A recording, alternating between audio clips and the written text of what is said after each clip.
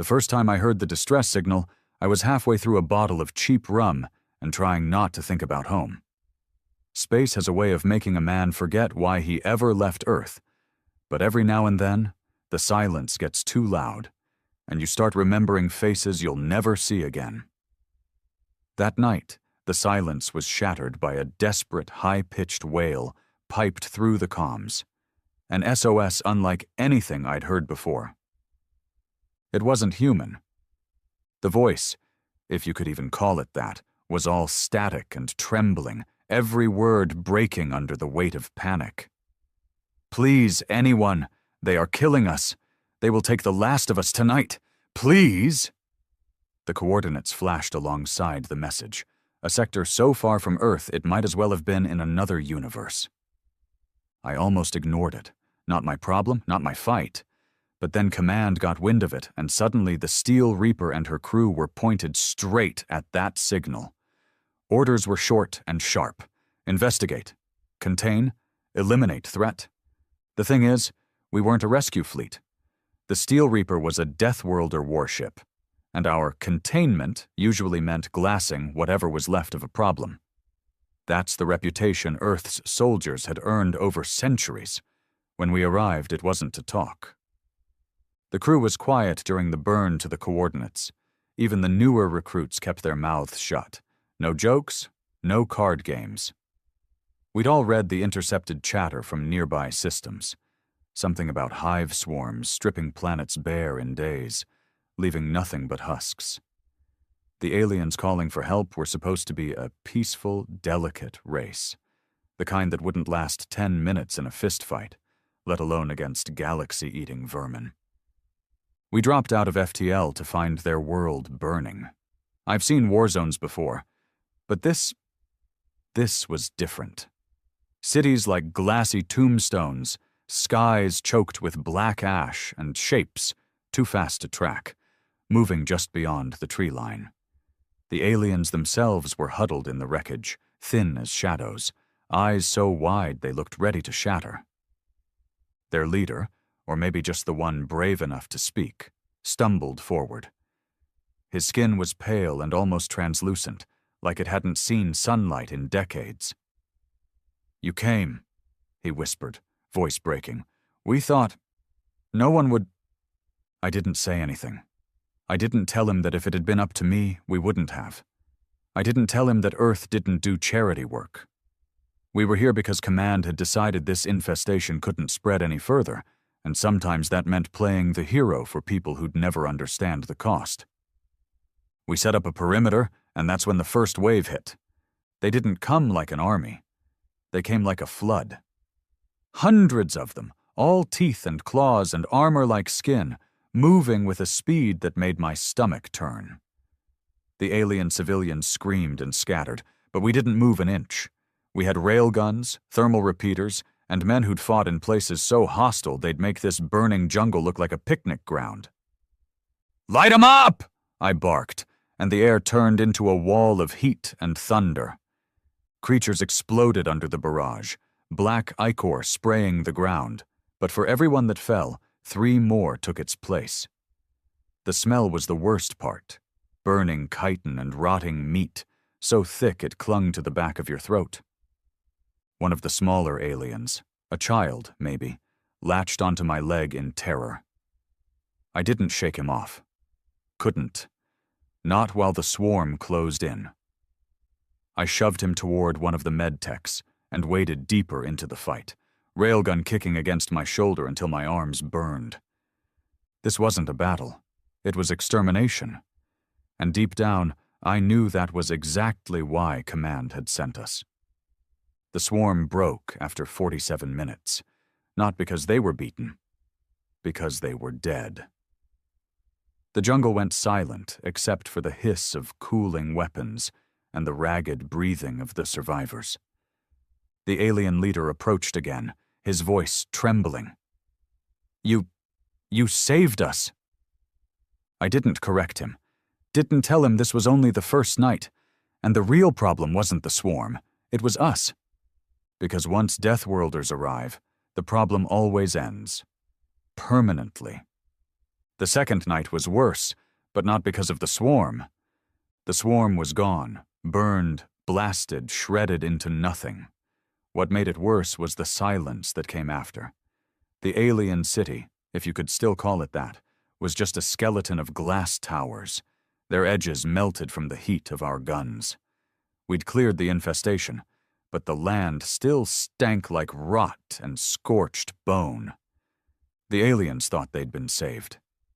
You could see it in their eyes, wide, almost worshipful whenever they looked at us.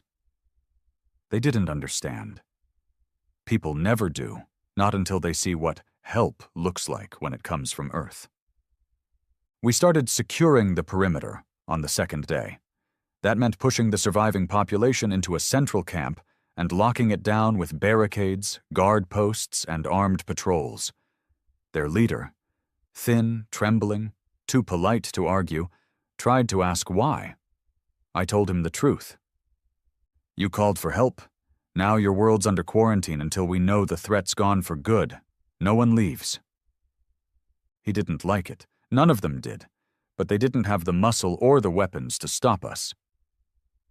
From that moment, their tone changed. They weren't thanking us anymore. They were watching us, whispering in their strange musical language when they thought we couldn't hear. Even the kids kept their distance, except for that one small one from the first night. He'd linger around the edges of the camp, staring at me like he was trying to figure out whether I was a savior or a monster. I didn't have an answer for him. 3 days in, Command sent the next set of orders. Purge surrounding sectors. Nothing leaves atmosphere. Burn and sweep. That was when I saw the shift in my crew. This wasn't war to them. It was cleanup. They loaded fuel canisters and incendiaries into the dropships like they were packing for a weekend trip. No hesitation, no second thoughts. Some of these men had been Death World infantry since before they could legally drink. They'd seen what happens when infestations slip containment. In their minds, we weren't destroying a planet. We were saving the galaxy. The aliens didn't see it that way. When the first forest went up in flames, their leader came to me again. He was shaking harder this time, but there was anger in it now, not fear. You cannot destroy everything. We can rebuild! I looked him in the eye and told him something I'd learned a long time ago. Rebuilding is your problem. Making sure there's nothing left to rebuild from, that's mine. The look on his face told me he finally understood the mistake they'd made. They hadn't called for rescue. They'd called for Deathworlders. And once we arrive, we don't stop halfway. By the end of the week, the swarm's nests were gone, their carcasses burned to ash. But so were the surrounding cities, the farmlands, the rivers choked with fuel runoff. We didn't leave patches untouched, because patches become problems. One night, while making rounds, I found the small alien kid again. He was sitting outside the barricades, staring at the smoke on the horizon.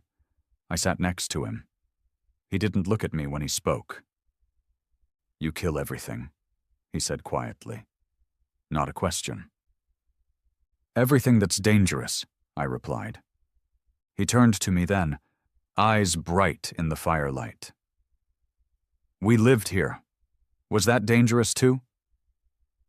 I didn't answer him. Because in my line of work, sometimes it was. The first time I heard one of them cry at night, I ignored it. It was faint, carried on the wind, too far from the barricade to matter. Out here, you learned quick not to chase every sound. It was either nothing or something you didn't want to find. But by the third night in a row, the same sound, low, broken, dragging through the dark like it was bleeding, had worked its way under my skin. I grabbed my rifle, keyed my helmet lamp, and walked the perimeter. The air was damp with the stink of the burn zones, and the ground crunched under my boots where ash had settled like black snow. 200 meters from the camp, I found it. A female, at least I thought so, curled against the remains of a collapsed structure, her arms tight around herself, her skin a pale blue that had gone almost gray. She didn't move when the light hit her. Didn't even flinch when my shadow fell over her. I crouched down. "You're supposed to be inside the barricade." Her eyes lifted, glassy and wet. "Inside is prison." I didn't argue. She wasn't wrong. She looked past me, toward the orange glow where the last of the forests burned. "You burn everything. Soon, nothing left." Her voice cracked, not from fear but from something heavier. Resignation. I'd seen that look before, on worlds where the fight had been over long before we arrived. Places where our arrival was just the last nail in the coffin. When I stood, she didn't stop me. She just lowered her head again, small and silent under the shadow of our warship in orbit. The orders kept coming, and they didn't change. We swept through every remaining district with the same pattern. Burn, sweep, leave nothing standing that could hide a single egg or a single larva. The swarm had been relentless, but it had at least left parts of the cities untouched. We didn't. And that was when the survivors started fighting back. It wasn't much at first. Someone refusing to leave a building before it was torched, a few shouts from behind barricade lines, a thrown rock that pinged uselessly off a trooper's armor. But within days, it escalated. Sabotaged supply crates, comms interference. A sentry found with his throat cut outside Sector 12. Command called it resistance. I called it inevitability. You take away someone's home, burn their food, lock them in a cage, and eventually, they're going to push back. We doubled patrols. Civilians were searched daily. Anyone caught outside the camp without authorization was detained, or shot if they ran. The crew adjusted fast. Deathworlders didn't believe in half measures. One afternoon, while overseeing a supply drop, the alien leader approached again. His gait had changed. Slower, heavier, like the weight of what was happening was crushing him bone by bone. His once bright skin had dulled to a sickly gray. "You've killed more of us than the swarm did," he said without preamble. "Not true," I told him flatly. "The swarm wiped most of your population before we even got here." "But you finished the work." I didn't deny it. "We make sure it never happens again." He stepped closer, voice low. "You are the danger now." That one stung, not because it wasn't true, but because it was exactly what I'd been thinking since the first night. I could have argued. Could have told him we'd saved more lives than we'd taken. But I'd be lying, and he'd know it. Instead, I told him the one thing I could say without choking on it. "You sent the signal. This is what Earth's help looks like." He looked at me for a long time, as if trying to burn my face into memory. Then he turned and walked back toward the camp without another word. By the second week, the camp was splitting into two groups. The first were the ones still clinging to the idea that we were here to protect them. They stayed quiet, obeyed orders, tried not to make eye contact. The second were the ones who'd stopped pretending. You could see it in their eyes when they looked at us. Anger replacing fear, hate replacing gratitude. I kept catching that kid from the first night in places he wasn't supposed to be. By the gates, near the supply tents, watching the dropships take off. One night, I found him crouched near a stack of fuel canisters. "What are you doing?" I asked. He flinched but didn't run. "You're leaving soon, right? After burning?" "Not until command says so." His jaw tightened, and his small hands curled into fists. "Then I hope they say soon, before there's nothing left." I should have sent him back to the camp under guard, but instead I just walked away. Maybe part of me wanted him to hold on to that anger. Maybe I thought he'd need it. The first real clash came 3 nights later. A patrol didn't check in. By the time we found them, 2 soldiers were dead, throats slit, their gear stripped. Tracks led into the ruins beyond the barricade. Light, quick feet that could only belong to the locals. Command's response was immediate and brutal. The next morning, we pulled 20 civilians from the camp at random. No accusations, no trials. The message was simple. Harm a Death Worlder and your people pay the price. I wasn't proud of it. But I didn't stop it either. Because I knew what came next if we didn't crush the resistance now. Long, grinding months of blood on both sides. We'd been through it before. That night, the crying started again. Louder this time. Not one voice, but dozens, carried across the scorched city like the wind itself was grieving. Something shifted in me after that. I'd spent years telling myself we were the galaxy's last line of defense, the necessary evil that kept the rest of the civilized world safe from threats they couldn't handle. But watching those 20 bodies burned to ash in the same fire we'd lit for the swarm, I started wondering if there was any real difference between the things we fought and the way we fought them. When I looked at my crew, I didn't see protectors anymore. I saw predators, well-trained, disciplined, lethal, but predators all the same, and the aliens saw it too. The next orders came down like a hammer. Full purge of all non-cleared zones, civilian relocation to primary extraction point. Translation: drive them all into one place, burn everything else. The leader came to me again that night. His voice was calm, almost too calm, like a man who'd already buried his hope. "When you go," he said, "there will be nothing left for us." "You'll survive," I told him. He shook his head. "Survive is not live. You take our world, you take our food, you take our sky. You say you save us, but you only make sure we are no threat to you." He wasn't wrong, and we both knew it. The purge started at dawn. Dropships roared overhead, laying firestorms across the outer districts. Anything that could burn, burned. Anything that didn't, we blasted into rubble. The sound was deafening, explosions rolling like thunder, buildings collapsing with screams buried in the dust. From the ridge above the main camp, I watched the sky darken with smoke until it swallowed the sun. The kid stood next to me again, silent this time. His face was lit by the glow of the burning horizon, his eyes empty. "You think we're monsters," I said without looking at him. He didn't answer right away. When he did, his voice was flat.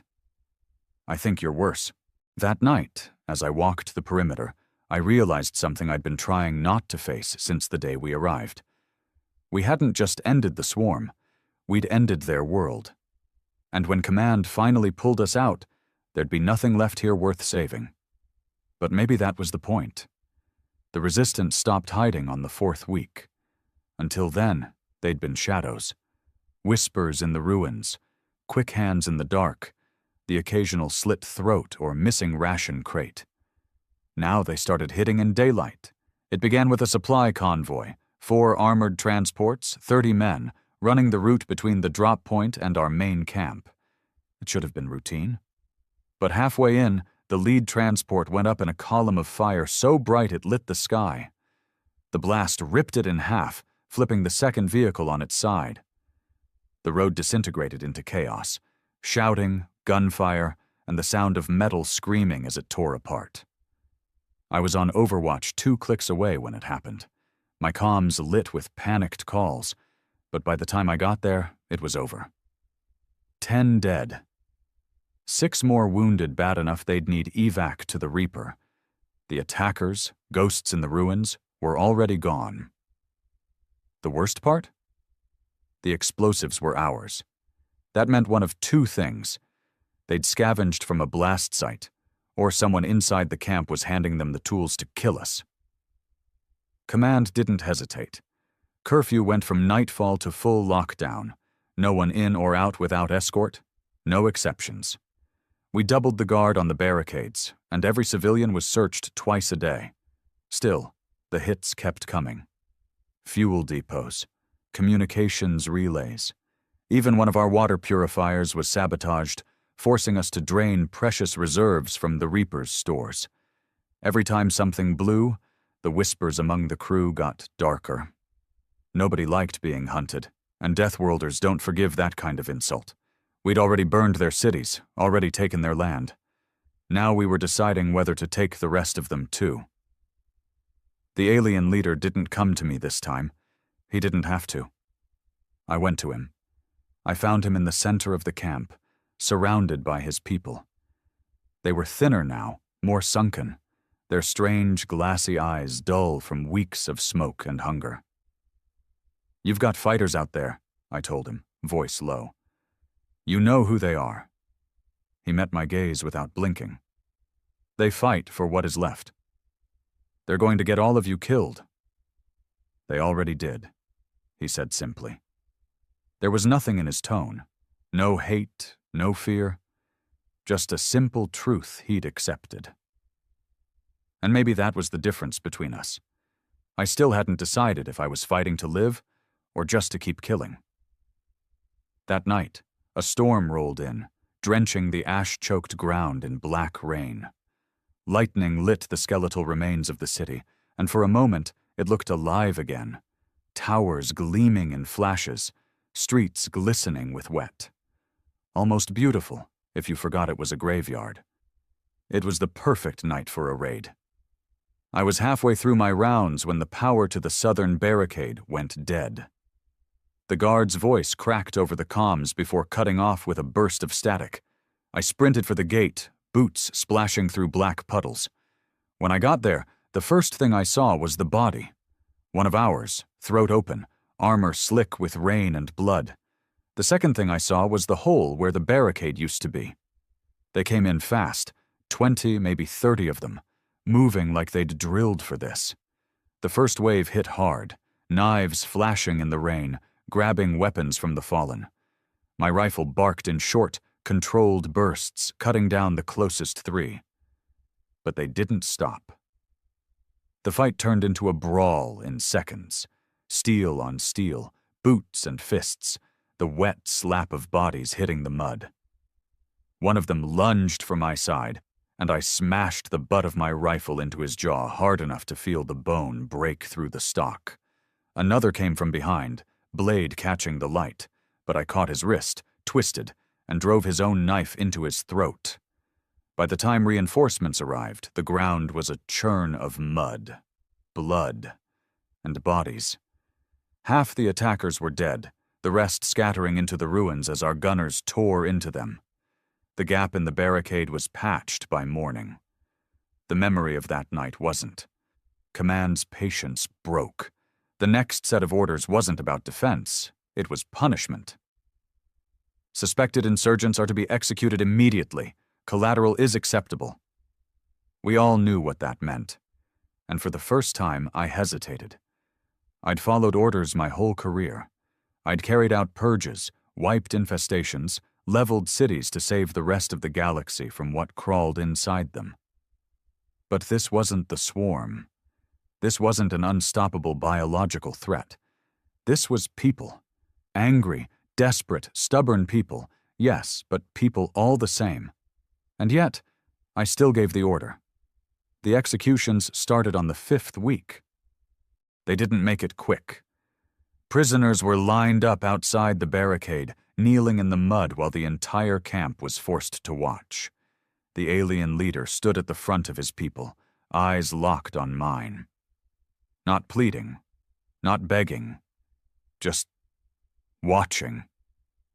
Like he wanted to see if there was any piece of me left under the armor.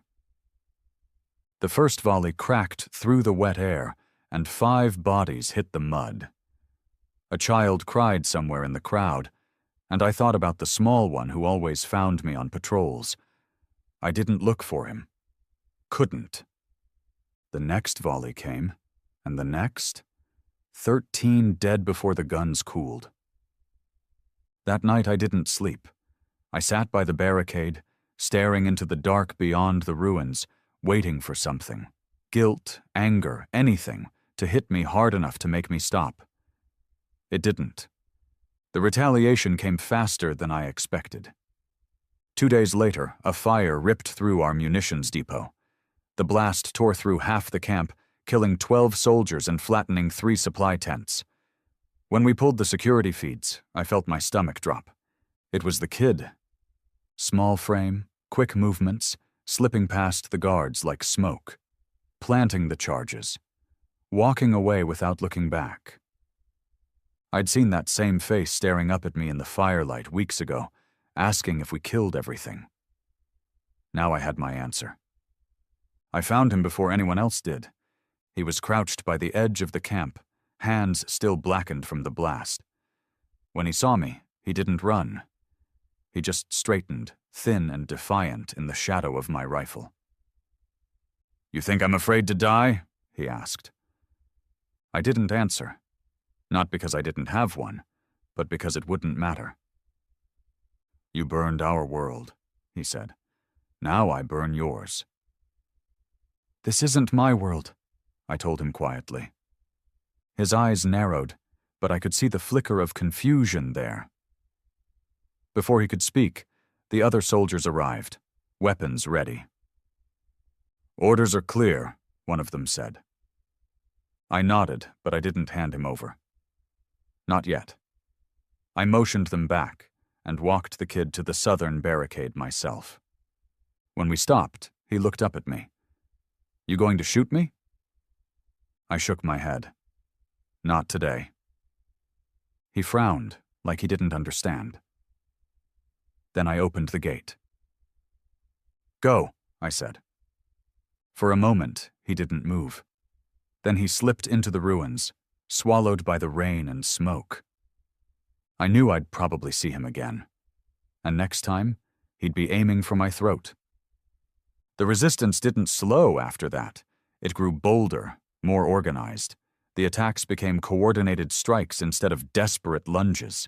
They were learning, adapting, turning the ruins into a weapon against us. The crew wanted to escalate again, to turn the camp into a killing field and leave no survivors. Command was listening, and I realized something I hadn't let myself admit until then.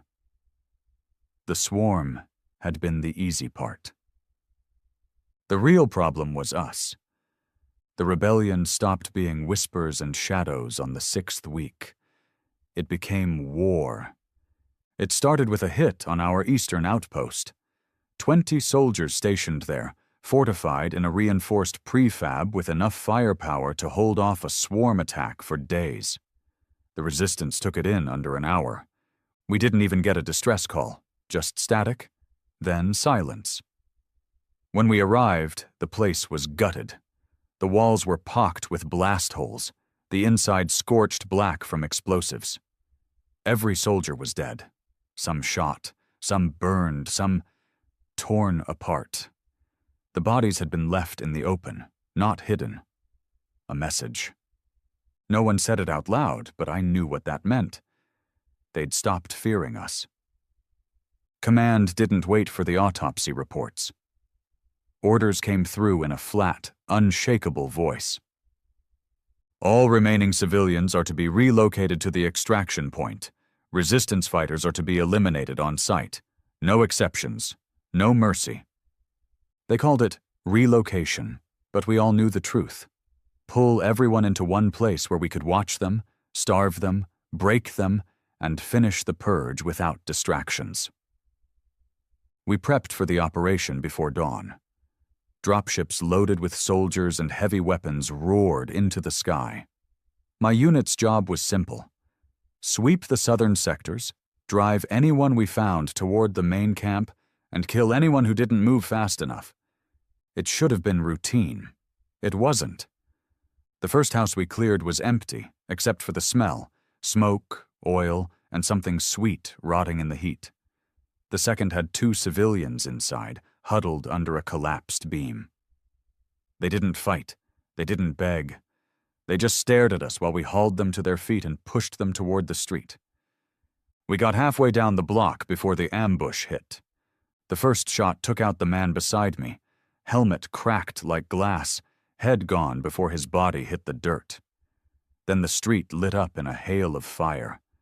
Shots came from the rooftops, the alleys, even from holes blasted in the walls. The air turned into a storm of dust and shrapnel. We hit the ground, returning fire in short, vicious bursts. I saw one fighter drop from a rooftop, tumbling to the ground with half his chest gone. Another leapt from a doorway, screaming something in his language before my rifle cut him down mid-step. But for everyone we killed, 2 more moved into place. They were coordinated now, fast, disciplined, and using the terrain better than we ever could. We pulled back, dragging the civilians with us, but the resistance pressed hard. I tossed a grenade into an alley where movement flickered, the blast shaking the ground and sending chunks of stone raining over us. By the time we broke through to open ground, 4 more soldiers were dead.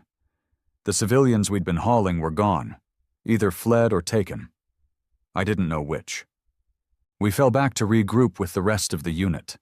The comms were chaos, reports of similar ambushes all over the sector. Fighters popping up like ghosts, striking, vanishing, leaving us bleeding in the streets. "This isn't hit and run," one of my men muttered as we ducked into cover. "They're hunting us." He was right, and they weren't just after soldiers.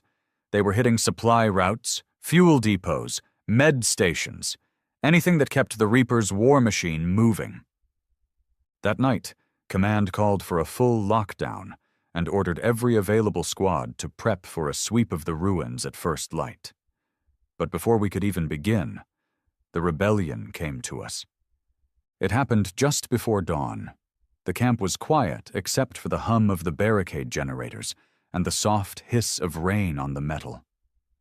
I was making my rounds when I heard it, a low, steady thrum in the distance.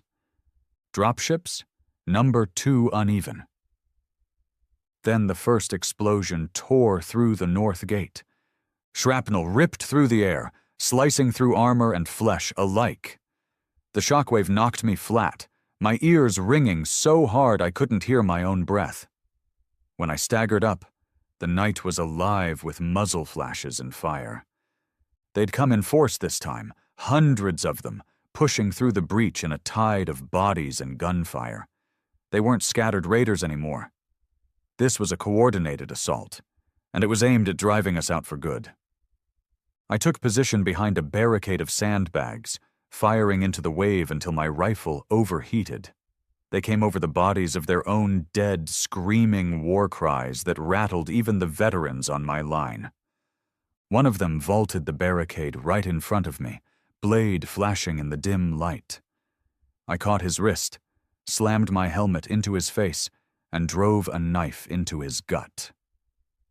He crumpled, but 3 more were right behind him.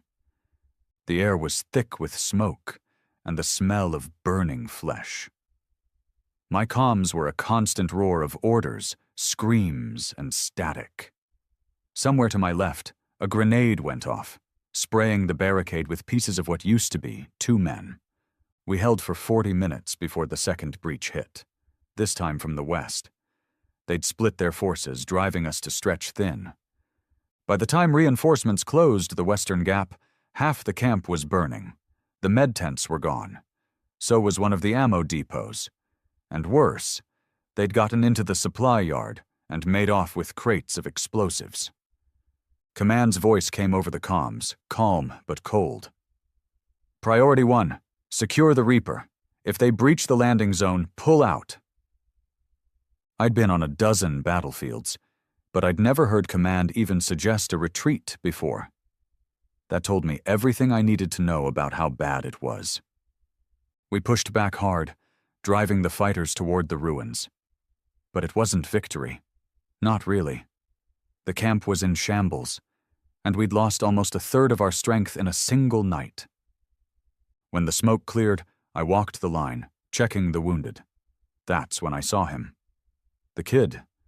He was lying among the bodies outside the north gate, blood slick on his face, eyes half open. For a second, I thought he was dead. Then his gaze locked on mine. "You can't kill us all," he rasped. I didn't answer. I just stepped over him and kept walking. Because he was wrong. We could. And if this kept up, we would. That night, Command met with the remaining officers. The plan was simple and brutal. End this within 72 hours. Use everything you need.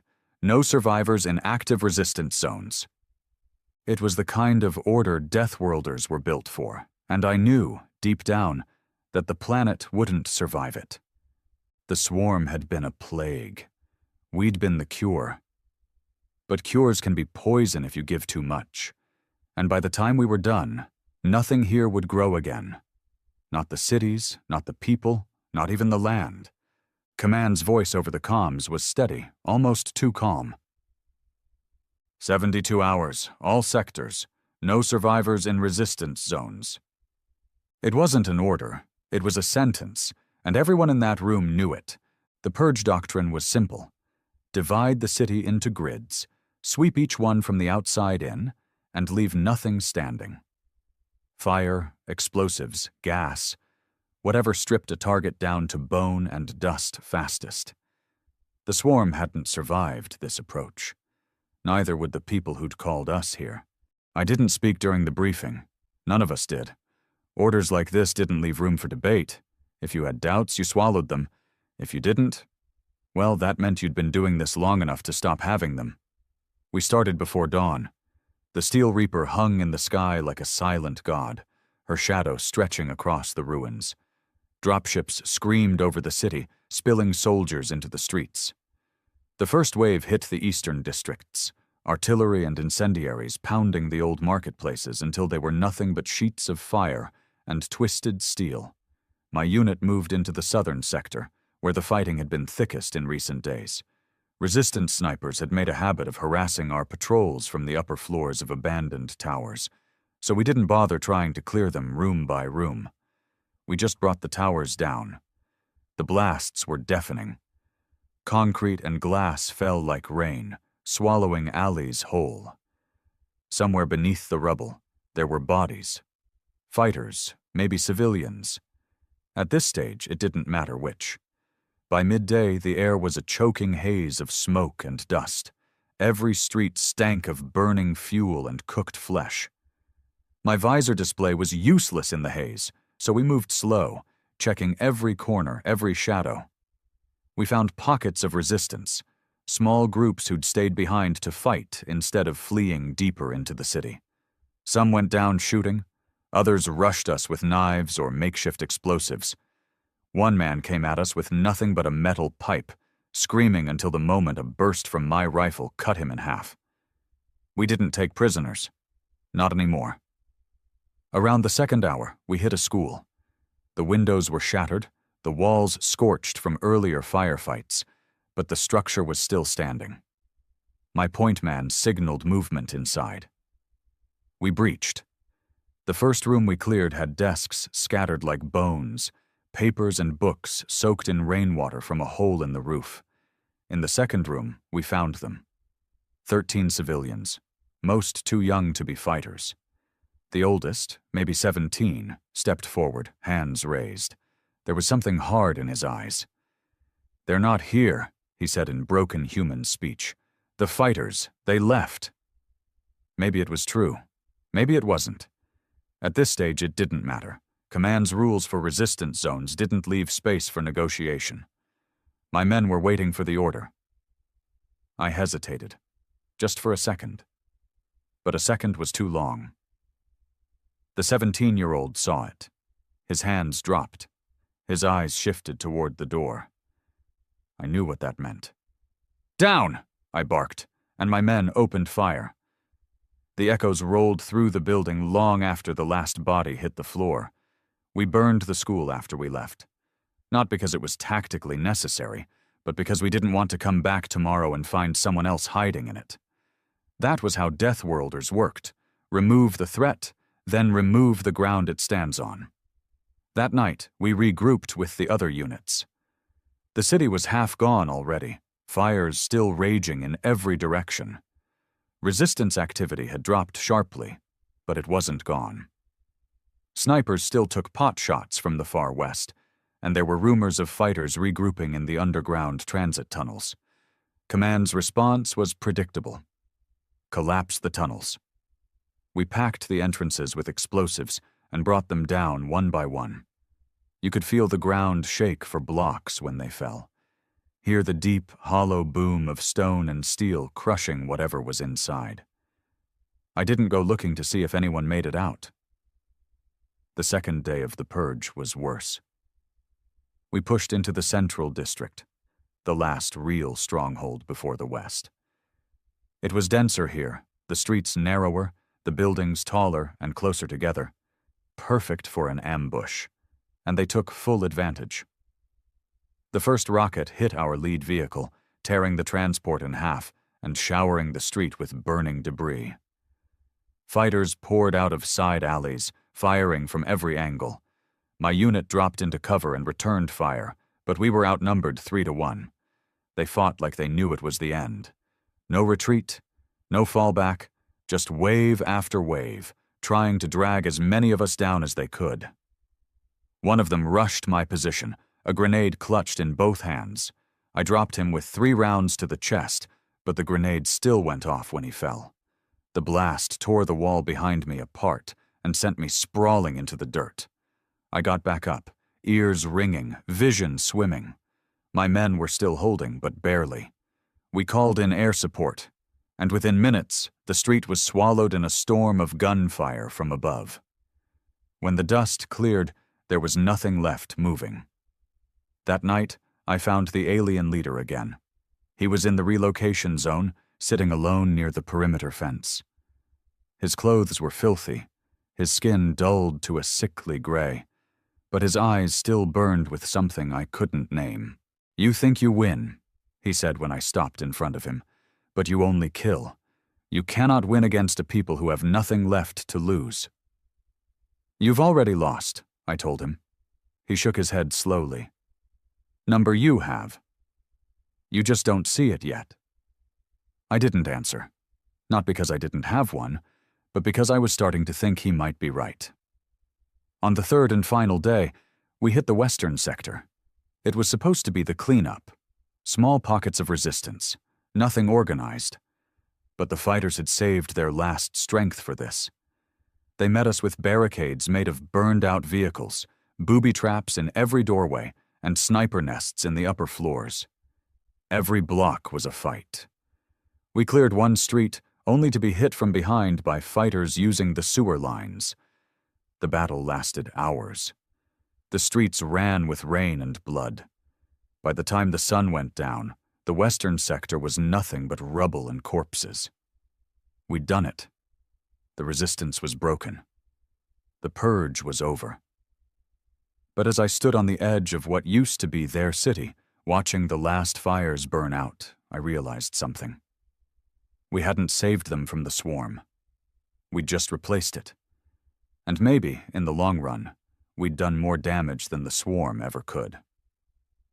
By the time the last gunshot faded, the city was dead. Not quiet. Dead. Even war zones have a hum to them, the crackle of distant fires, the rumble of machinery, the sound of people moving somewhere beyond the smoke. But here, nothing moved. The wind slipped through shattered streets without a whisper. The fires were eating themselves down to coals. We'd killed the swarm. We'd killed the resistance. And in the process, we'd killed the city itself. Command called it a complete success. Orders for extraction came through on the 4th day after the purge. "Pack up, load what's left of the gear, prepare for orbital departure. Secondary units will remain to enforce quarantine protocols." Translated. We were done here. We'd hand the ashes to someone else and move on to the next fire. The crew started tearing down our fortifications.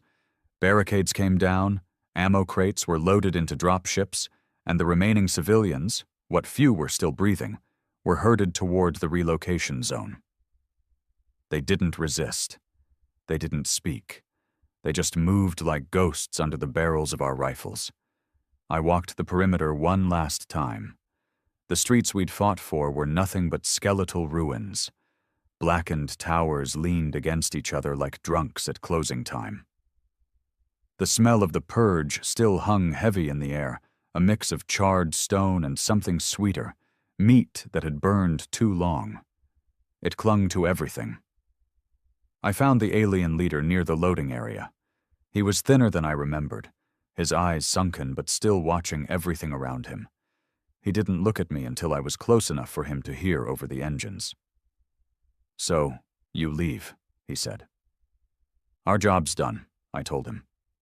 He gave a slow nod, like that was exactly what he'd expected me to say. "And what is left for us?" I didn't have an answer that would matter. Survival, maybe. But survival wasn't living. Before I could speak, a soldier yelled for me from across the yard, something about a missing supply crate. I turned away, and when I looked back, the leader was already walking toward the others, swallowed by the line of civilians shuffling into the waiting dropships. The Steel Reaper's landing zone was a hive of movement when we got there. Dropships coming and going, pallets of gear stacked high, crews shouting over the whine of engines. I was halfway to the ramp when the comms lit up. "South barricade breach. Multiple hostiles inside the perimeter." For a heartbeat, I thought it was a mistake. There shouldn't have been any resistance left, not after the purge, but the gunfire in the background told me otherwise. Command's voice cut through the static. "All available units contain and eliminate. Priority is securing the civilians for extraction." I was already running before the channel closed. The breach point was chaos. Smoke hung low over the ground, making every shadow look like movement. My boots splashed through shallow puddles of black water as I pushed toward the sound of the fight. The first body I saw was one of ours, armor cracked, visor shattered. The second was one of theirs, dressed in the rags of the relocation zone, but clutching a scavenged rifle. They'd hidden among the civilians, waited until we were breaking camp. Clever, desperate, fatal. We pushed them back in minutes, but the damage was done. 4 soldiers dead, 3 more wounded, and half a dozen civilians caught in the crossfire. The survivors scattered into the ruins, but we didn't chase them. Extraction took priority now. As the medics worked, I saw a smaller figure crouched near the barricade, watching me. The kid. I froze. He looked older now. Leaner, harder. But I knew him instantly. The same eyes, the same sharp stare. His hands were empty, but I didn't trust that for a second. "You're still here," I said. "You're still killing," he replied. I started toward him, but he backed into the smoke, disappearing before I could take 2 steps. That night, I sat in the shadow of the Reaper, helmet off, listening to the slow thump of the ship's reactors. Around me, soldiers laughed, drank, and packed their gear. But it all felt distant. I kept seeing the kid's face, the set of his jaw, the way he'd vanished into the smoke like the city itself had taken him back. He'd survive. I didn't know how, but I was certain of it. And if he did, I knew what he'd grow into. Not a survivor. Not a victim. Something worse. The next morning, we began boarding for departure. The civilians went first, shuttled to secondary holding until the quarantine teams took over. Most didn't look at us. A few spat when they passed, though they didn't have the strength to make it land. The alien leader was last in line. He stopped at the base of the ramp, looking up at the Reaper like he was staring at a tombstone. "You think this is over," he said. "It is for me." "No," he said softly. "For you, it is just beginning." Then he walked up the ramp without another word. I stayed planetside until the final dropship. My unit had perimeter duty, keeping the landing zone secure in case the resistance decided to try again. They didn't. As we lifted off, I looked down at the city one last time. From the air, the ruins looked almost peaceful, like an old scar that had stopped bleeding. But scars don't heal what's underneath. Somewhere down there, I knew the kid was still alive. And I knew we hadn't seen the last of him. From orbit, the planet didn't look dead. That was the first thing that struck me when I stepped to the Steel Reaper's viewing deck. The smoke from the purge was gone now, carried away by upper atmosphere winds. The ocean still glittered a deep green blue.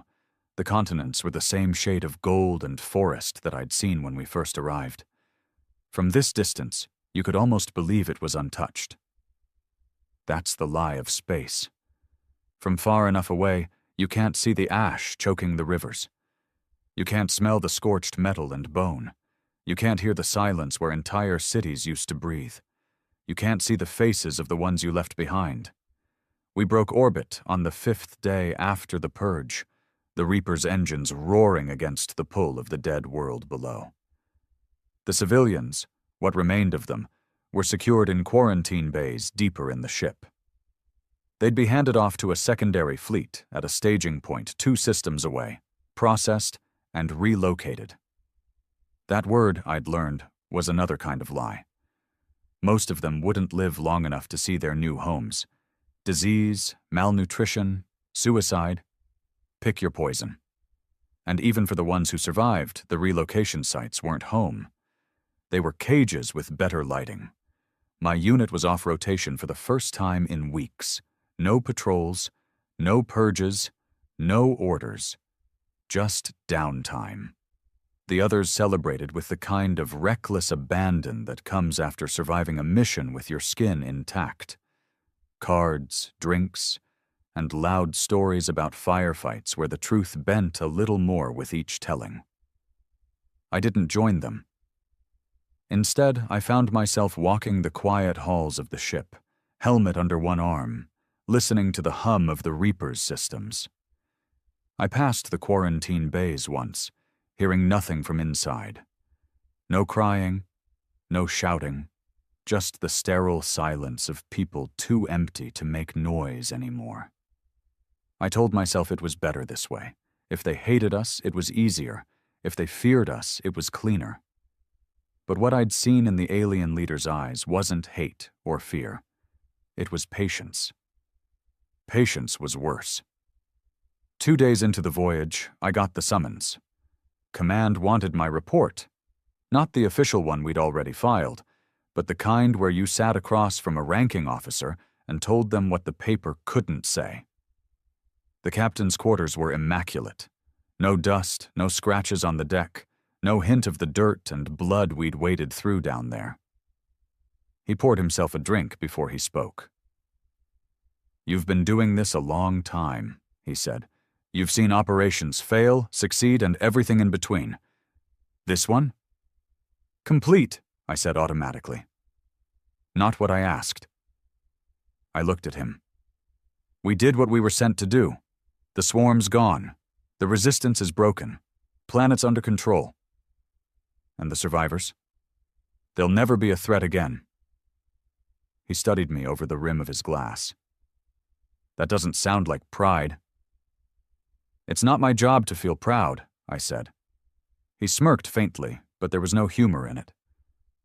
"Maybe not, but it is your job to understand the cost. If you don't, you're dangerous to the wrong people." I didn't answer. He didn't push it. The debrief ended 5 minutes later. We hit the staging point a week later. Another ship. Sleek, white, the kind used for humanitarian relocation, docked alongside us. Crews in clean uniforms boarded to transfer the civilians. I was on loading duty. The survivors shuffled down the Reaper's gangway in a thin, silent line. They were cleaner than when we'd pulled them from the city, but still carried the hollowness of people who'd seen everything they knew burned away. The alien leader was there, of course, near the front. He didn't speak, didn't look at me until he was almost past. When he did, there was no anger in his eyes, no fear, just that same patient, waiting look. "You can leave now," he said quietly. I frowned. "Leave?" He nodded toward the distant stars beyond the docking bay. "Go. Fight your wars. Burn your worlds. We will still be here when you return." Before I could respond, one of the relocation officers urged him forward, and he was gone. That night, I dreamed of the kid. Not as I'd last seen him, thin, dirty, vanishing into the smoke, but older, taller, his eyes sharper, his hand steady on a weapon I'd never seen before. Behind him was a city, not his city but mine, and it was burning. I woke with my hand on the knife at my belt, my heart hammering against my ribs. We jumped systems the next day, heading for our next deployment. Another war zone, another containment.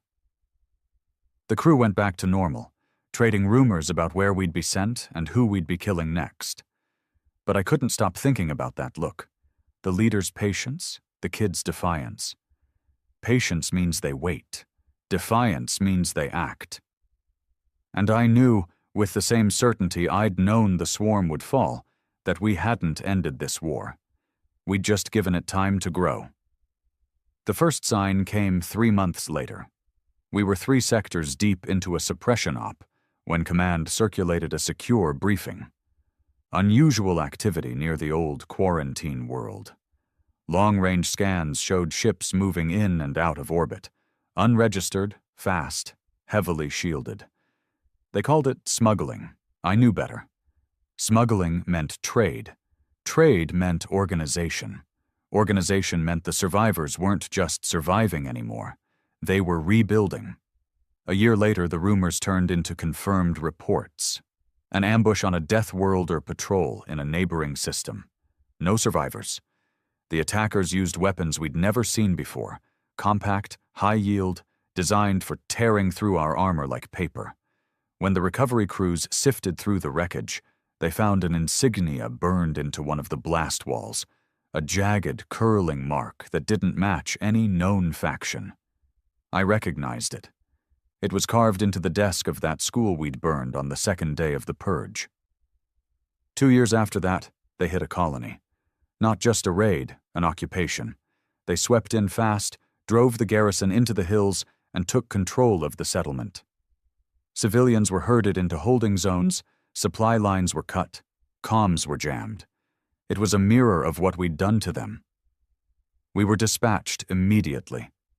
When we hit orbit, the first thing I saw on the colony's surface was smoke, rising in the exact same pattern I'd seen from their city. History wasn't repeating. It was answering. We fought them for months. They were smarter now, better armed, and they fought like we had taught them, direct when it served them, vicious when it didn't.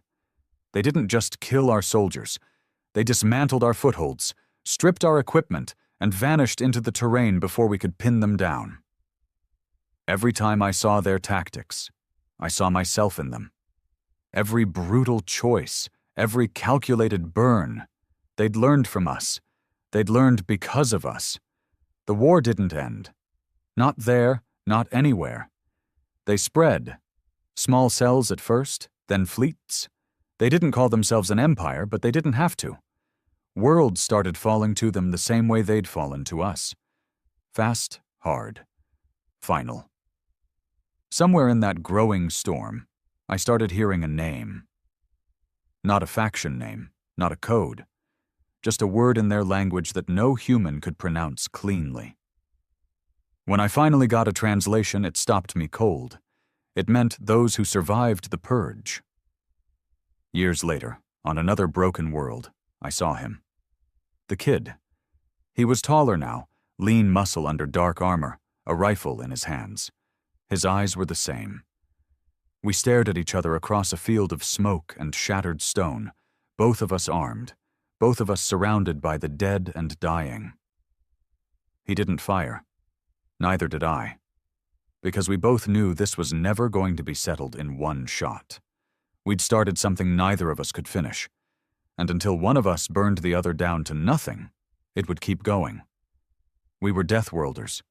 We ended problems permanently. But some problems learn. Some problems remember. And those are the ones that come back for you. The war never really ended. Not for me, not for them. not for the worlds caught between us. Years later, I'd find myself staring out at the stars from the deck of another ship, another mission, another containment. The names of the planets changed. The faces of my crew changed. The enemies changed. But the smell of burned stone and blood never left. Some nights I'd dream of that first planet, not the battles, but the quiet after. The streets littered with ash. The look on the alien leader's face when he told me we'd see each other again. The kid vanishing into the smoke with nothing but hate to keep him warm. We'd told ourselves we ended the threat. We hadn't. We'd just taught it how to fight back.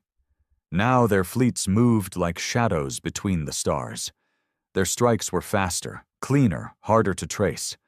Colonies burned in patterns I recognized because I'd designed them. Every victory they claimed was another echo of the lessons we'd carved into their bones. Sometimes I wonder if Command realizes what we created. If they understand that every time we break a world, we plant the seeds for the next enemy. I know. And I know one day, somewhere out there in the dark, I'll see that kid again. Maybe on the bridge of a warship. Maybe across the barrel of a rifle. Maybe standing over me in the dust, with the same quiet patience his leader once had. If that day comes, I won't beg. I won't ask for mercy. Deathworlders don't. But I'll understand, because I taught him how to end problems permanently. And now I'm the problem.